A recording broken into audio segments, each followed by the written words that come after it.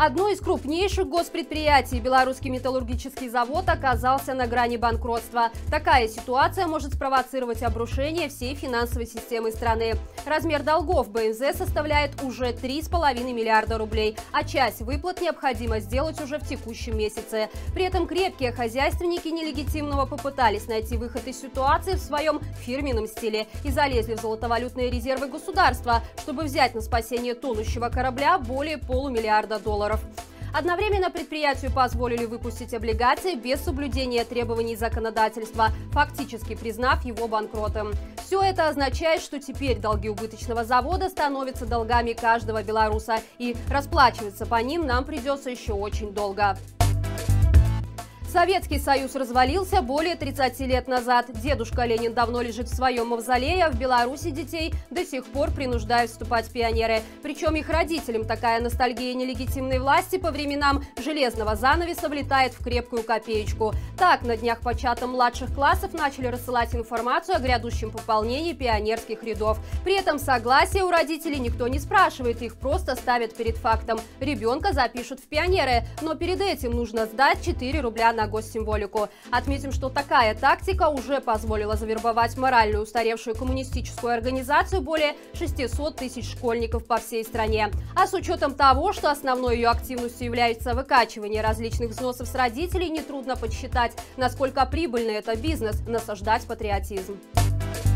Давление на инвалидов продолжается. Вчера в офисе по правам людей с ограниченными возможностями провели обыск, забрали документы и технику. Проверка связана с возможным неправомерным завладением денежных средств, полученных учреждением в виде благотворительных взносов и международной помощи. Руководитель Сергей Дроздовский и юрист Олег Граблевский признаны подозреваемыми по уголовному делу. После унизительного допроса в Департаменте финансовых расследований Граблевского увезли на Окрестина. Ему предъявлено обвинение по статье мошенничества, а вот Дроздовского поместили под домашний арест, так как он инвалид-колясочник. По имеющейся информации, офис помог нескольким людям с инвалидностью, задержанным на акциях протеста. Видимо, это в нашей стране сейчас является преступлением.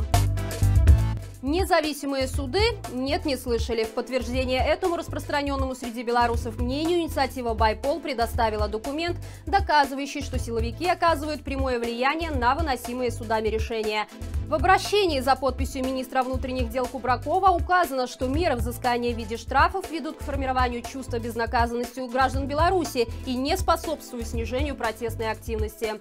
Под раздачу попали суды Минской области, где штрафы по народной статье 23-34 оказались самой распространенной мерой наказания. Такая тенденция не устроила МВД, ведь в это же время столичные суды систематически штамповали постановления об арестах. Последние, к слову, убивают сразу двух зайцев. Протестующих можно изолировать на срок от 10 до 20 суток, а затем еще и взыскать с них плату за проживание и питание в санаторных условиях изолятора.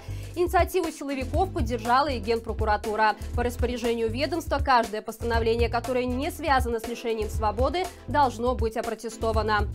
Напомним, что согласно Конституции Республики Беларусь судьи при осуществлении правосудия независимы и подчиняются только закону.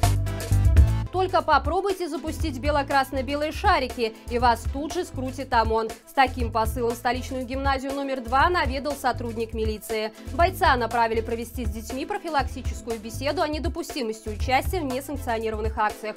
Но в этот раз что-то пошло не так.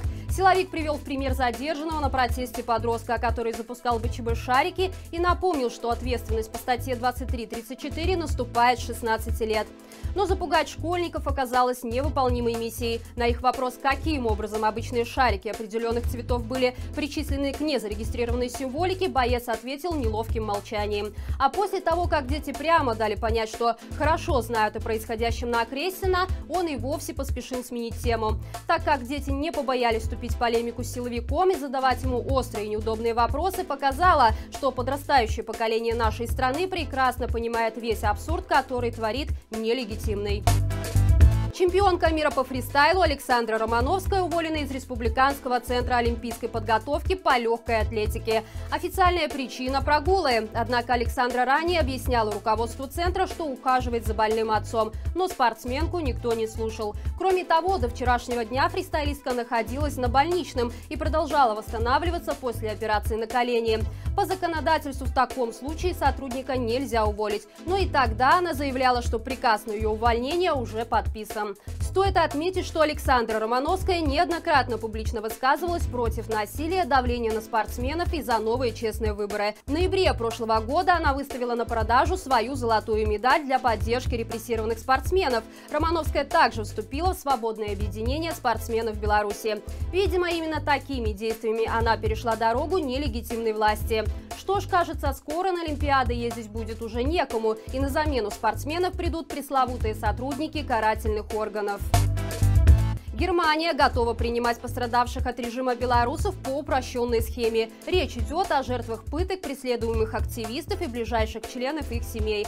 Для таких белорусов получение немецких виз теперь будет проходить проще и быстрее. Немецкие власти назвали такое решение знаком солидарности с белорусским демократическим движением. Напомним, что ранее Литва тоже упростила процедуру выдачи виз пострадавшим от репрессий белорусам. С 1 декабря прошлого года они полностью бесплатные. Только в осенний период прошлого года по ним в Литву въехали более 1300 белорусов. Светлана Тихановская объявила 7 февраля Всемирным днем солидарности с Беларусью. На эту дату запланировано множество масштабных мероприятий более чем в 60 странах мира. Так, в Польше к этому дню объявлен конкурс на лучший плакат в поддержку белорусов. Самые избранные из них покажут на больших экранах по всей Варшаве. А плакат-победитель превратят в мурал на стене одного из варшавских зданий. Ссылку на участие в конкурсе мы оставим в описании к этому видео. В рамках этого дня пройдет также марафон спортивной солидарности и множество конференций. Поддержала данную инициативу и международная компания по правам человека Amnesty International. И это все на сегодня. Не забывайте подписываться, ставить лайки и писать комментарии. До встречи завтра и живи Беларусь!